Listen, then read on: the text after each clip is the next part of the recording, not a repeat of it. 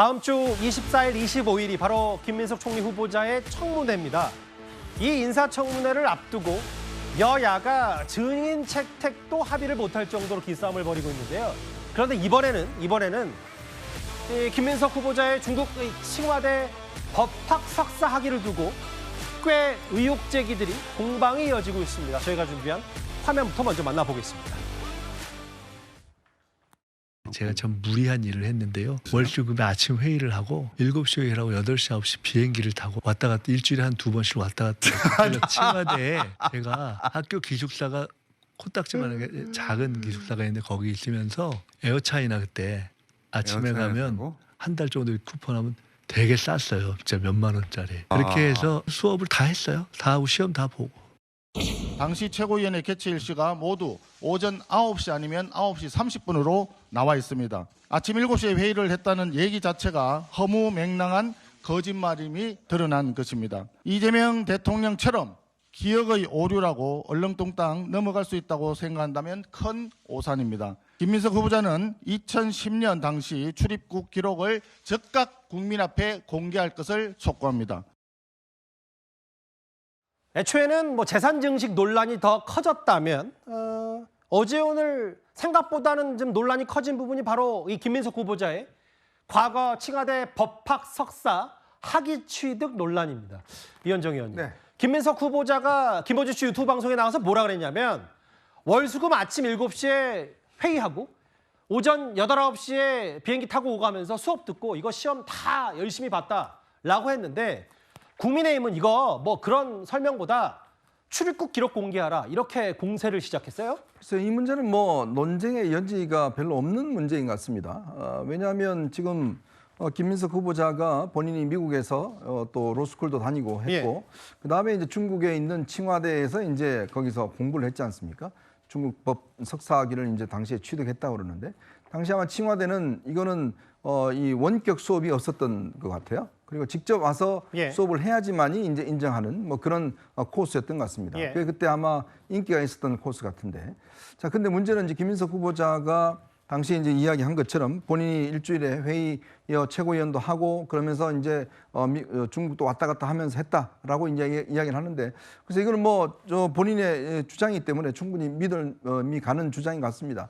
근데 문제는 이제 이런 게 당시 지금 말로서 이제 이야기하는 것보다는 지금 야당에서 이야기하는 것처럼 출입국 기록이 다 있고 또 이렇게 오래 갔으면 이제 당시 에어차이나라든지 이런 데 대한 비행 기록이 있지 않겠어요? 그런 거 공개하면 깔끔하게 끝날 수 있는 문제인 것 같습니다. 더 이상 논쟁의 여지 없이 본인이 정말 본인의 이야기대로 일주일에 한 2번씩 왔다 갔다 하면서 공부를 열심히 한 것인지 아닌지 이 부분에 대해서는 저는 명백히 드러날 문제이기 때문에 논쟁 그렇게 오래 끌 필요는 없을 것 같습니다. 본인 아마 바로 이 출입국 기록 공개하면 이 부분에 대해서는 더 이상의 어떤 논란의 여지는 없는 상황 아닌가 싶어요. 조금 전인가요? 김민석 후보자가 일단 제가 어제 그제도 말씀드렸다시피 여러 의혹 제기에 선별적으로 이제 대응을 하고 있고, 김민석 후보자 SNS에 여러 가지 글을 올렸는데 이건 잠시 뒤에 만나보기로 하고요.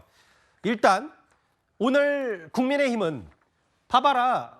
아니 당시 당의 최고위가 열리는 게 오전 9시, 9시 반으로 확인됐는데 이거 그러면 청와대 법학석사 어떻게 취득한 거냐라고 의혹 제기를 하고 있죠. 오늘 야당의 몇몇 의원들은 법무부에 출입국 요청 기록을 확인하러 달려갔습니다.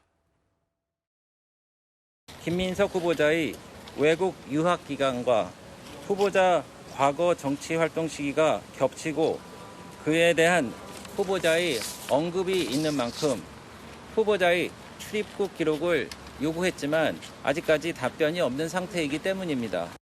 출입국 내역을 통해서 과연 당시에 그렇게 일주일에 2, 3번씩 중국을 온 것이 맞는지에 대한 확인을 하면 소명이 될 것입니다. 근데 서영주 대변인님, 이제 어쨌든 김민석 후보자가 정말로 그냥 이거는 팩트 문제니까 출입국 여부만 하면 되는데 오늘 본인 SNS에 얼마나 공부를 열심히 했고 본인이 주경야독하면서 여러 가지 얘기를 했다고 하면서 열심히 공부했다. 그런데 출입국 기록은 곧 공개하겠다라고 했어요? 네, 곧 공개하겠죠. 그리고 이제 반대로 물어볼게요. 국민의힘 의원님들께서 너무 오버하시는 것 같아요. 출입국 기록이라든지 이런 것도 물론 자료역으로 주긴 하지만 개인 동의가 있어야 돼서 개인 정보인데 저기 출입국 가서 달라고 하면 줍니까? 공무원들 징계받습니다. 저런 그 쇼잉 같은 거 안 했으면 좋겠어요. 받을 수도 없잖아요. 그다음에 칭화대가 중국에서는 알아주는 대학입니다. 아, 그럼요. 거기에 이제 로스쿨 과정이 아무한테나 하기를 주지 않죠. 그러면 김민석 지금 총리 후보자가 아무리 칭화대와 관계가 있다고 유령으로 다녀서 학위를 따졌을까요? 논문도 다 썼어요. 예. 그러면 결국에 중요한 거는 칭화대가 철저한 검증을 통해서 석사학위를 줬다는 겁니다. 예. 그러면 그 공부 방식이 그게 본인이 월요일 아침 7시 회의를 하고 오전 9시 비행기 타고 오갔다. 본인이 얘기한 게 맞겠죠. 예. 아니 예를 들어서 한두 번 빠질 수도 있겠죠. 예. 하지만 중요한 거는 칭화대에서 철저한 검증을 통해서 학위를 받은 겁니다. 예. 그렇잖아요. 예. 그럼 문제가 될 게 없어요. 근데 꼬투리 잡으려고 그러면 어떻게 갔냐? 7시에 갔냐? 9시가 회의인데 안 갔을 거 아니야? 예. 거짓말하는 거 아니야? 이런 식의 꼬투리 잡기잖아요. 저는 사실상 칭화대에서 허위로 받았다거나 예. 아니면 편법으로 받았다거나 논문에 대한 어떤 표절이 있다거나 이런 걸 차라리 건드는 게 훨씬 실력 있는 검증이거든요. 그래서 저는 이 부분은 그냥 예. 출입국 기록을 김민석 총리 후보자가 공개하겠다고 하니까 좀 기다려보면 굉장히 국민의힘이 무한할 것이다. 예. 다 이런 겉핥기식의 검증이라서 국민의힘이 정말 제대로 실력 있는 분들이 없는 것 같다. 근데 그런 저도 서영지 대변인 논평과 말씀에 공감하는데 근데 선뜻 이해가 잠깐 안 가는 부분이 뭐냐면 지금 오늘 법무부로 야당 의원들 달라갔잖아요. 그냥 출입국 기록 공개해버리면 저 야당 의원들이 더 겸연쩍고 무한할 텐데 본인이 아까 지금 자막에 나간 것처럼 엄청나게 열심히 공부했고 칭화대가 그냥 가짜로 석사학위 주는 데가 아니다 라고 얘기하는 게 여러 가지 본인의 개인 경험을 얘기하는 게 아니라 그냥 출입국 공개하면 될 일이잖아요. 뭐 예를 들면 과거 11명으로부터 1억 4천만 원 빌렸다는 것도 그냥 이체 거래 내역 공개하면 될 일을 뭔가 청문회 때를 기다렸다는 듯이 얘기하는 게 그게 모르겠어요. 정치적으로 모르겠지만 약간의 나중에 되치기를 하려고 그러는 건지 제가 그게 선뜻 이해가 안 돼서요. 김민석 총리 후보자가 꽤 노련해요. 예. 그리고 고생도 많이 했죠. 한 그 2002년 이후에 배신자로 낙인 찍힌 이후로 한 15년에서 18년 이상을 낭인으로 지내면서 나름대로 내공이 많이 쌓였습니다. 지금 따지면 총리 후보자로서 청문회에 임하면서 끌려다니지 않겠다는 겁니다. 국민의힘 뭐 의원들이 검증한다고 내놔라 하면 내놓느냐. 그다음에 자료 요구를 2건이다 하는데 지금 자료 요구 기한에 맞춰서 자료를 제출하고 있어요. 예. 그리고 총리 후보자 이 인사청문 준비하는 쪽에 좀 알아보면 지금 수익화 지출에 대해서도 거의 준비가 됐다. 이제 결국에 그렇게 주장한 사람들이 굉장히 겸언칠 것이다. 그러니까 지금 전략적인 잠시만요. 말씀으로 죄송한데 8억 원이 비는 거를 하나하나 다 소명할 수 있다는 게 총리실 준비하는 사람들 얘기예요. 준비하는 사람 얘기이기 때문에 예. 그거는 전략적으로 끌려다니지 않고 한 번에 청문회에서 국민들이 다 앉은 자리에서 예. 그거를 조목조목 다 증명하겠다는 것입니다. 예. 저는 그런 부분에 있어서 지금 뭐 전략적인 대응을 하는 것이지 이걸 도망가거나 뭉개거나 숨기거나 하는 건 아니다라는 점을 좀 다시 한번 말씀드립니다. 그러니까 약간의 이제 뭐 국민의힘에게 되치기를 할 수 있게 뭐 길을 모으는 걸 수도 있다. 곧 공개하겠다고 했어요. 중국으로 간 출입국 기록들. 오늘 잠깐 보셨다시피 야당 의원들은 법무부로 가서 그 출입국 기록 공개하라고 했고요. 이건 이거대로고요. 지금 국민의힘이 정조하고 있는 건 김민석 후보자의 수입보다 최근 지출이 많은 게 말이 되냐. 8억 원이 빈다. 이 얘기일 겁니다. 제가 월 가계부 형태로 국민들이 더 쉽게 아실 수 있도록 한번 정산을 해봤습니다. 아시다시피 국회의원은 세비로 세후 기준으로 해서 월 900만 원 좀 넘게 받습니다. 그리고 지금 김민석 후보자가 기타 소득으로 신고한 금액이 5년간 620만 원에 불과합니다. 매달 기준으로는 10만 원 정도죠. 결국 900 몇십만 원 정도 수입이 있었다는 얘기입니다. 근데 그에 반해서 지출은 매달 평균적으로 추징금 납부를 1,033만 원 했습니다. 이것만 하더라도 월급을 넘어섭니다. 신용카드와 현금으로 매달 383만 원을 평균적으로 썼고 기부금으로 또 333만 원을 더 썼습니다. 월세 90만 원도 매달 부담해야 됐습니다. 또 자녀 학비 310만 원도 평균치입니다만 다 지급했던 돈입니다. 그러면 우리가 일반 가정으로 치환해서 봤을 때 910만 원 정도 버는 가정이 2,150만 원 정도를 쓴 것입니다. 이게 가능합니까? 이런 가계부가 나올 수가 있습니까? 결과적으로 매달 더 지금 드러나지 않은 수익이 1,200만 원 있었다고 하는 것인데 주진우 의원의 얘기. 그러니까 아까 서영주 대변인 말씀처럼 뭐 곧 공개하겠다고 했으니까 청문회에서 저도 좀 기다려 보겠습니다. 다만 정혁진 변호사님, 네네. 뭐 910만 원 버는 가정이 2,140만 원 쓸 수 있냐? 뭔가 이 계산기를 아무리 두들겨 봐도 이 플러스 마이너스가 맞지 않는다는 주진우 의원의 계속된 공세가 그러면 이제 야당 의원들이 봤을 때는 국세청에 신고 안 했을 가능성이 매우 높다. 이렇게 많이 주목을 하고 있더라고요. 글쎄요, 910만 원 벌고 2,140만 원 쓸 수가 없습니다. 왜 쓸 수가 없냐면 돈이 없으니까 쓸 수 없는 거잖아요. 900만 원 벌고 어떻게 2천만 원을 갖다 쓰겠습니까? 숫자는 거짓말하지 않고요. 그다음에 대한민국의 가장 파워풀한 전산 시스템을 가지고 있는 기관이 제가 알고 있기로 두 군데가 있는데 첫 번째는 국정원이고요. 두 번째는 국세청입니다. 그 국세청 홈택스 우리나라 국민들 다 경험하고 있지 않습니까?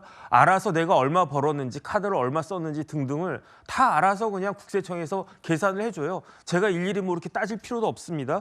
그다음에 저도 냈지만 5월 말 되면 종합소득세 다 내도록 되어 있잖아요. 제가 월급 받는 데에서 제 직장에서 월급 받고 그 밖에 뭐 예컨대 오늘 나온 이런 데에서 제가 뭐 출연료 같은 거 조금씩 받는 거 다 합산해가지고 5월 말 되면 당신은 얼마를 덜 냈으니까 더 내라. 아니면 연말정산 할 때 당신은 세금 많이 냈으니까 돌려줘라. 이렇게 엄청나게 되어 있는 데가 그 국세청의 홈택스인데 그런데 제가 봤을 때 저 주진우 의원의 이야기를 믿는다라고 하면 910만 원 벌었는데 2,140만 원이 지출됐다라고 명시적으로 숫자로 나와 있다는 거잖아요. 그러면 한 달이면 얼마냐? 1,200만 원이 마이너스가 났다는 거고요. 한 달에 1,200만 원 마이너스라고 하면 1년이면 한 1억 5천만 원 정도 마이너스 났다는 이야기고 5년을 합치면 7억 5천만 원. 그래서 이제 8억 원 가까운 돈이라고 한 건데 그런데 거기에 대해서 김민석 후보자 뭐라고 말씀하셨느냐? 그 추가적인 기타 소득이 있었다라고 이야기했었어요. 그런데 찾아보니까 진짜로 김민석 후보자의 추가 소득이 있었습니다.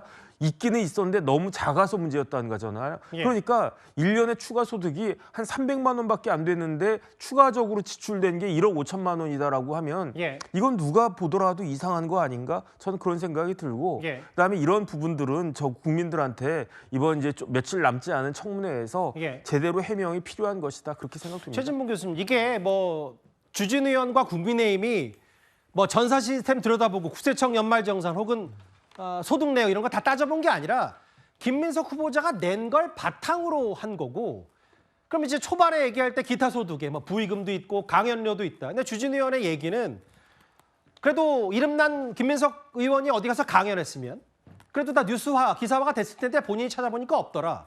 그것도 과거가 아니라 최근 2020년부터 국회의원 시절 이후라면 그럼 더더욱 이걸 어떻게 소명하고 해명할 거냐?